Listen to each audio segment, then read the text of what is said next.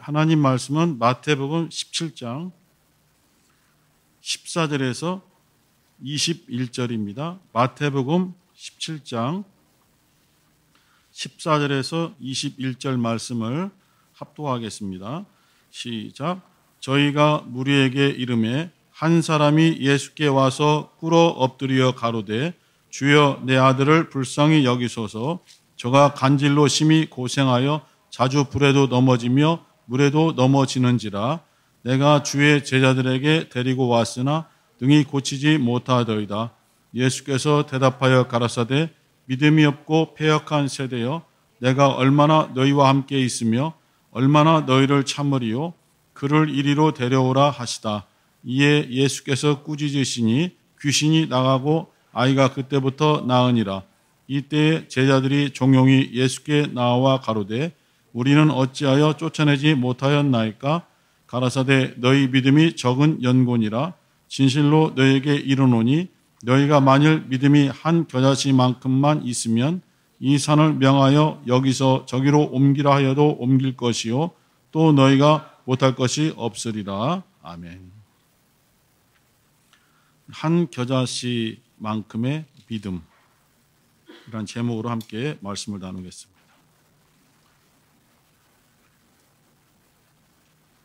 겨자씨에 대해서 오늘 본문 말고 마태복음 13장 31절 32절에 보면은 겨자씨 비유가 있어요. 어떤 사람이 겨자씨 하나를 땅에 심었어요. 그랬더니 이 겨자씨가 모든 씨앗 중에서 작은 것이지만은 나중에 싹이 나고 자라나서 나물보다 크고 큰 나무처럼 되어 공중에 나는 새들이 그 나무에 깃들더라 하는 그런 비유가 있어요. 거기서 말하는 겨자씨는 영적 생명력을 의미하죠. 하나님이 주신 어떤 우리 육신의 생명이 아닌 영적인 생명력을 의미합니다.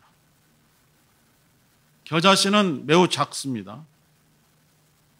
우리나라 깨 이런 거보다 작죠. 아주 작습니다. 그래서 사람들이 하찮게 보기 쉬워요. 저게 무슨 어떤 중요한 점이 있을까? 관심 가질 필요도 없을 거야. 너무 작으니까. 이렇게 하찮게 여길 수 있지만은 그 조그만 씨앗 속에 하나님이 주신 생명이 있다는 거예요. 그런데 그대로 두면은 이 겨자씨에 생명이 있는지, 이 겨자씨가 어떠한 놀라운 역사를 나타내는지를 알 수가 없는데 그것을 땅에 심었어요. 그 다음부터 놀라운 변화가 생기는 거죠. 예수님은 또 미랄의 비유에 대해서도 말씀했잖아요. 미랄. 그전에는 학생이 잘 몰랐어요. 항상 미랄교회, 미랄 선교단, 미랄 합창단, 미랄 중고 자동차까지 있어요. 가끔 보면 나와요. 미랄 자동차. 이렇게 예수 믿는 사람이니까 성실하다. 하지만 사업은 사업이니까 다 믿을 수가 없죠. 한 알의 밀이 땅에 떨어져서 그대로 있으면은 아무것도 없잖아요. 그러나 그것이 땅에 떨어져서 그 씨앗이 죽게 되면, 곧 썩게 되면은 그 땅으로부터 엄청난 열매가 맺어진다. 이 미랄의 비유도 하셨어요. 겨자씨 비유랑 좀 비슷할 수도 있는데 거기에는 이제 죽음이라는 게 들어가 있어서 예수의 죽음과 부활을 의미하고 있죠. 그래서 이 마태복음 13장에 말하는 겨자씨는 조그만 생명이지만은 그 생명이 하나님의 뜻대로 쓰여지게 되면은 엄청난 확장성, 엄청난 성장력이 나타난다는 거죠. 우습게 보았던 겨자씨가 엄청나게 커지니까 공중에 나온 새들이 여기에다가 둥지를 지어야 되겠다. 그래서 깃들여 산다는 거죠. 그것을 말씀하셨어요. 생명에 대해서. 그런데 오늘 우리가 읽은 겨자씨는 생명력보다는 믿음을 나타내고 있어요. 물론 앞에 사건이 있지만은 예수께서 꾸짖을 때에 20절에 보니까 너의 믿음이 적은 영혼이라. 너희들에게 이 하나의 겨자씨만큼의 믿음이 있었다라면 저 앞에 보이는 큰 산을 들어서 여기에서 저기로 옮겨라 해도 옮겨질 수 있다 라는 말을 했어요.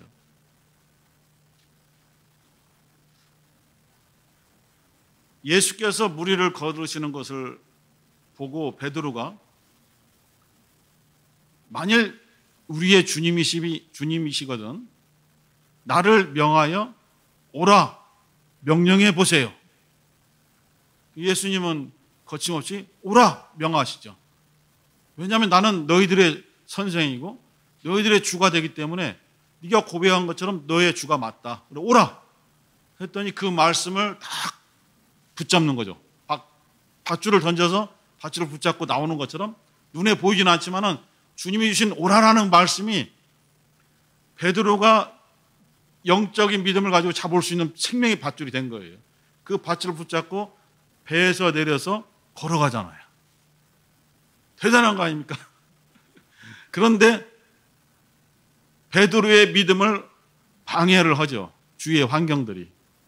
우리에게 이와 같은 믿음이 있어도 주님의 말씀을 믿고 정말 붙잡고 그 말씀대로 살려고 몸부림을 치면서 하루하루 기도하면서 나가지만은 원수가 우리가 순조롭게 믿음 생활하는 것을 결코 행복해 하지 않아요. 원수는 방해를 하고 어떻게 해서든지 예수님과의 관계를 끊어버리려고 하죠. 원수 마귀, 더러운 영들이 예수님을 쓰러질 수 있을까요? 없을까요? 불가능하잖아요. 이미 광야 40일 금식 후에 예수에게 마귀가 접근하여 시험을 했지만은 실패했잖아요. 그 뒤로도 예수님은 절대 건드릴 수 없는 난공불락, 마귀가 볼 때는. 그렇다면은 예수님과 관계되어 있는 사람들을 노리는 거죠. 그 사람들을 흔드는 거예요. 그 사람들이 예수님께로부터 나오는 말씀의 밧줄을 잡고 있어요. 여러 명이 다 잡고 있어요. 그런데 마귀는 그 말씀의 밧줄을 강제로 끊을 수 있는 능력이 없어요. 강제로 끊어낼 수 있는 권세가 없어요. 그래서 잡은 사람으로 하여금 놓게 만드는 거예요. 그게 유혹이잖아요. 속닥속닥해서 놓게 만들어요. 그것이 이제 베드로가 무리를 걸을 때는 큰 파도, 풍랑으로 그것이 표현된 거죠. 실제로 이 풍랑이 일어났지만은 그것을 보니까 주님의 주시는 말씀, 오라 하는 말씀 붙잡고 나아가던 것을 놓쳐버렸어요. 풍랑치는 파도만 보여요. 그러니까 내가 지금 이 바다 가운데서 내가 뭐 하는 행동이야? 이거 무모하잖아 하는 순간에 그냥 일반적인 사람처럼 바닷물 속으로 그냥 빠져들어가는 거죠. 그러면서 그래도 살려달라고 쥐약 꼴깍 쥐약 꼴깍 꼴깍 왔다 갔다 들어갔다 놨다가 계속 그러잖아요. 그래서 주님께서 너 물 좀 먹은 다음에 내가 부어야 되겠다고 천천히 가신 것이 아니라 막 서로 소리 지르니까 막 예수님께서 막 거의 빠르게 가서서 그 베드로의 손을 탁 붙잡아서 일으켜 주시잖아요. 그러면서 뭐라고 합니까? 믿음이 물병 같은 자야 그랬습니까? 믿음이 적은 자야 그랬잖아요. 믿음이 적은 자야. 왜 의심하였느냐? 믿음이 적은 자여라고 말했어요. 또 하나 비슷한 사건이죠. 예수님과 함께 제자들이 배를 타고 있죠. 이번에는 같이 타고 있는 상태에서 갈릴리 호수를 건너가는데 갑자기 풍랑이 일어서 바닷물이 배 위로 막 들어오고 뒤집혀질 정도가 되니까 난리가 난 거잖아. 물을 막 퍼내고 막 난리가 나는데 주님은 주무시고 계세요. 막 주님을 깨웠잖아요. 주님 뭐 하세요? 아무리 주님이시지만 우리가 이렇게 힘들게 물을 퍼내고 살려고 발버둥을 치고 있는데 주님은 뭐 하고 계세요? 하고 주님을 깨우니까 주님이 이 제자들에게 뭐라고 하세요? 믿음이 적은 자들아. 왜 의심하느냐? 이렇게 믿음이 적은 자야. 또 하나 이번에 반대의 경우를 한번 들을게요. 성경에 많이 있지만은 수르보니게 여인 알죠? 가나안 여인이라고도 하고 유대인으로 볼 때는 이방 족속이죠. 그 여인의 딸이 심하게 귀신이 들리고 아파요. 그런데 방법이 없으니까 예수님께 찾아와서 무릎 꿇고 막 간절히 기도하는 거죠. 우리 딸 좀 살려주십시오. 우리 딸 좀 치료해 주세요. 하지만은 주님께서 정말 모욕적이고, 이 여인이 듣기에 모욕적이고 정말 좌절감을 느끼고 너무 냉정한 말씀을 하신 거예요. 자녀들에게 줄 떡을 가지고 개들에게 줄 수는 없는 거다 라고 엄청나게 심한 말씀을 하시잖아요.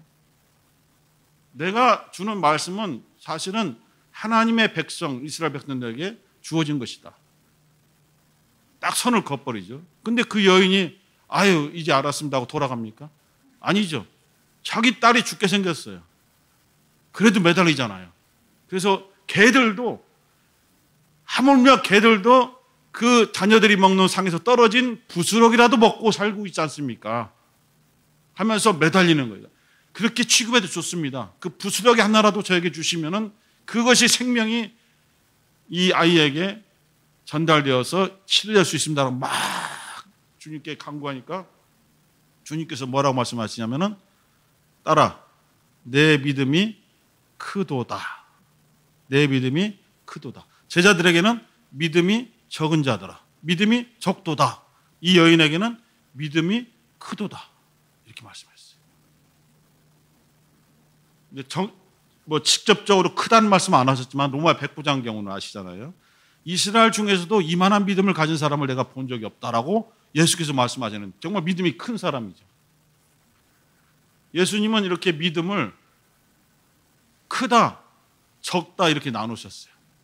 물론 믿음이 아예 없는 사람들도 있죠. 예수를 믿지 않고 예수를 따르지 않고 예수를 업신여기는 그러한 제사장들, 서기관, 바리새인, 사두개인들도 있지만은 예수님을 따르는 사람들 중에서도 믿음이 적은 자들, 그래서 실족하고 시험 드는 자들이 있는가 하면은 이렇게 주님 앞에 믿음이 크다라고 인정받은 사람도 있는 거죠. 우리는 어떠한 믿음을 가져야 될까를 생각해 보는 거예요. 믿음은 다 똑같은 거지 크고 작은 것이 어디 있습니까? 라고 말할 수 있지만은 주님께서 분명히 믿음이 크다, 믿음이 적다라고 분명히 이렇게 말씀하셨거든요. 크고 적은 것이 있는 거죠. 우리가 생각하는 크고 적은과는 달라서 그렇지 주님께서는 크고 적은 믿음을 이렇게 분류하시는 거예요. 그런가 하면은 이제 우리가 그 히브리서 다음에 야고보서 나오잖아요. 야고보서에서 이제 중요하게 다루는 것이 행함이잖아요. 그렇지만 행함이 믿음이 없는 행함이 아니라 믿음과 연결된 행함을 말하고 있는 거죠. 믿음이 있다면 믿음에서 나오는 행함을 보여라. 이것이 이제 야고보의 주장이잖아요. 그래서 행함이 없는 믿음은 죽은 것이요, 행함이 있는 믿음이 바로 살아있는 것이다. 그래서 이 야고보서를 지은 야고보는 믿음을 살아있는 믿음과 죽은 믿음으로 나누었어요. 무엇을 기준으로? 행함을 기준으로.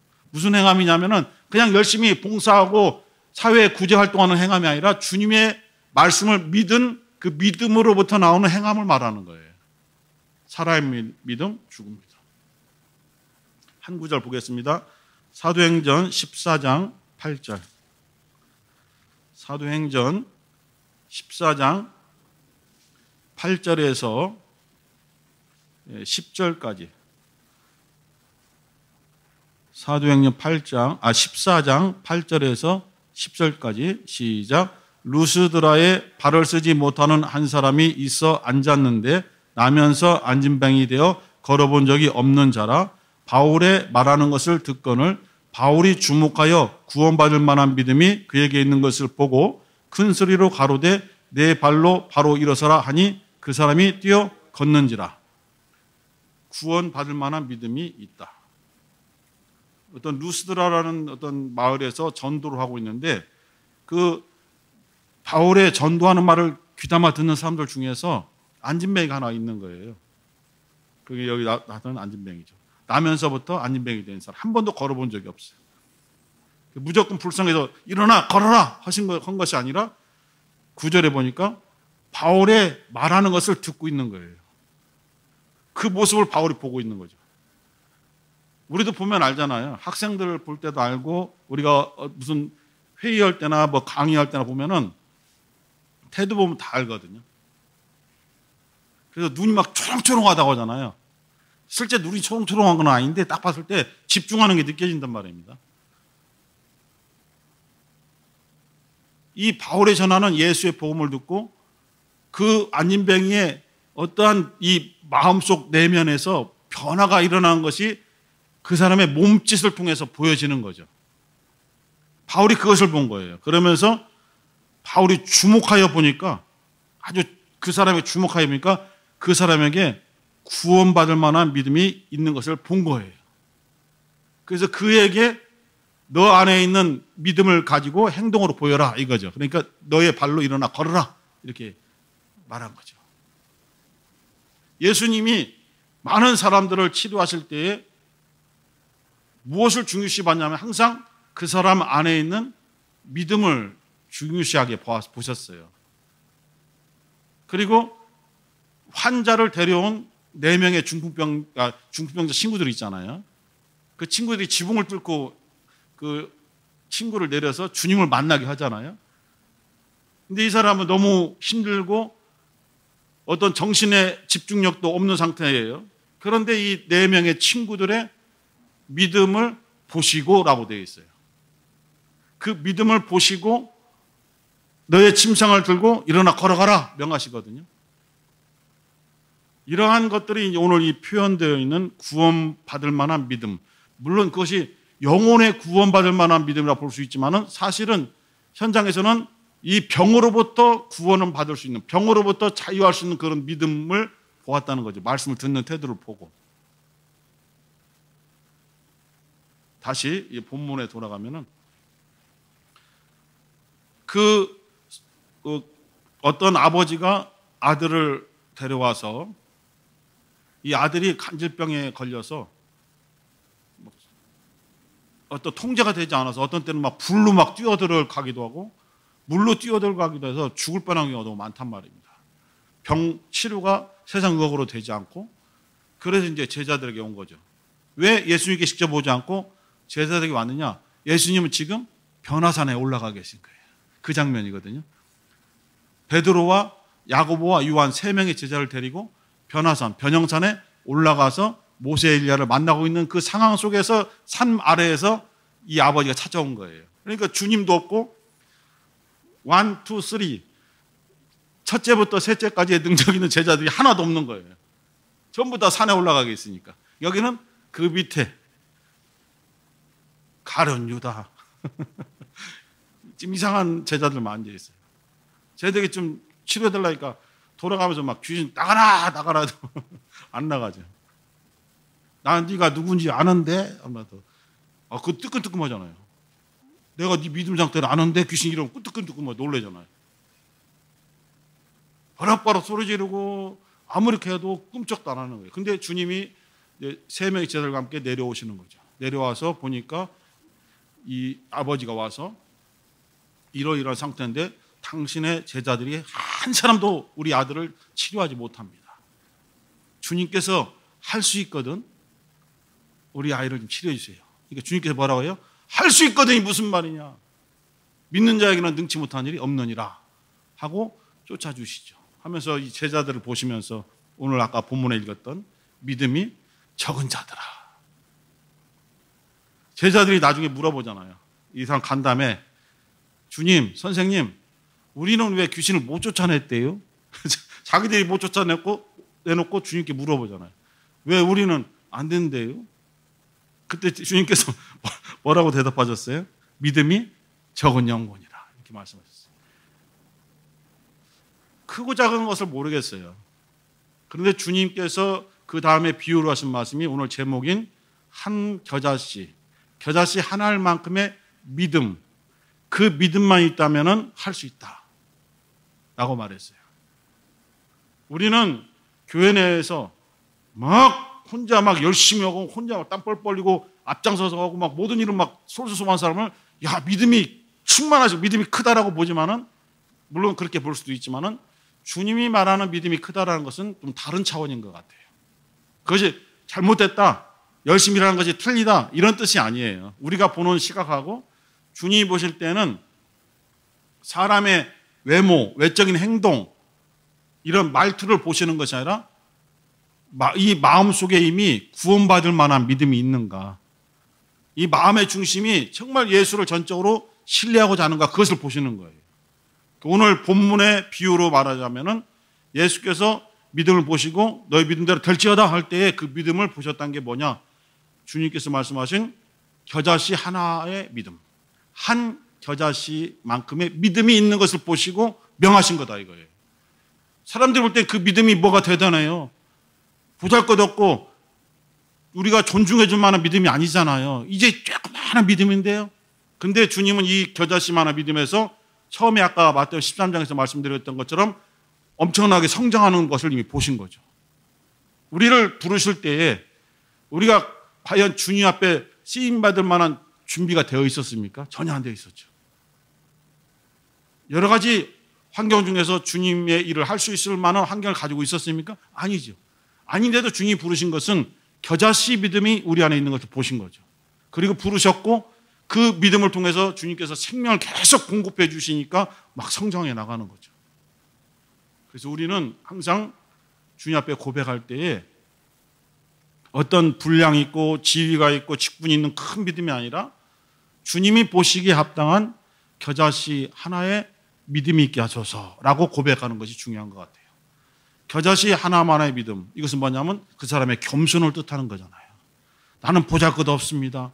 나는 정말 주님의 어떤 신뜰매를 묶어주기도 부족합니다. 주님의 손에 내 손을 대는 것이 부끄러워 부족하고 해서 옷자락을 잘 볼 뿐입니다. 이렇게 자기를 낮추는 그러한 겸손함을 통해서 주님은 하나님 나라를 위해서 크게 성장시켜 주신다는 거죠. 왜? 그 사람이 성장함으로 많은 생명이 맺어지니까, 많은 열매가 맺어지니까. 이렇게 우리를 보실 때에 너는 겨자씨 하나의 믿음이 있구나 라고 보시고 주께서 우리를 붙잡아 주시는 거죠. 그래서 우리 사랑하는 우리 대전예배당 성도들에게 주님이 인정하시는 한 겨자씨만큼의 믿음이 있기를 예수 이름으로 축원합니다. 함께 기도하실 때에 저희들은 부족하고 연약하지만 주님께서는 우리 안에 있는 하나의 겨자씨만큼의 믿음을 보셨습니다. 이 믿음이 그대로 죽어지는 것이 아니라 이제 성장하여 30배, 60배, 100배의 열매 맺게 도와 주시옵소서. 주여 한번 부르시고 기도하겠습니다. 주여.